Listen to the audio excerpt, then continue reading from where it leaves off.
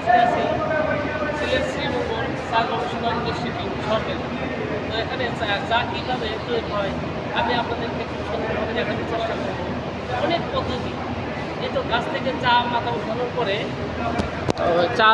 উঠানোর পরে এরকম করে পাতা সারি সারি করে রেখেছে। এভাবে এখানে অনেক হিট বাতাস নিচে, এই যে দেখা যাচ্ছে বাতাস, এই বাতাস এদিক দিয়ে নিচ দিয়ে এগুলো আস্তে আস্তে মেশিনের মাধ্যমে ওই দিক দিয়ে ভিতর দিয়ে যে এগুলো পাতা ভরে দেয়। এই পাতাগুলো চলে গেছে, এই পাতাগুলো চলে গেছে।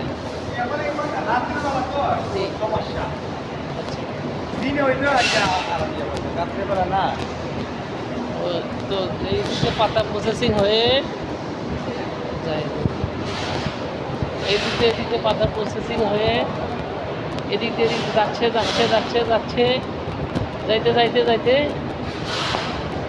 একদম নিচে চলে গেছে, একদম নিচে চলে গেছে। কাজ হচ্ছে, তারপর আমি নিচে থেকে দেখাবো কত চা এদিক দিয়ে নিচের অংশগুলো আমি এখন দেখাবো।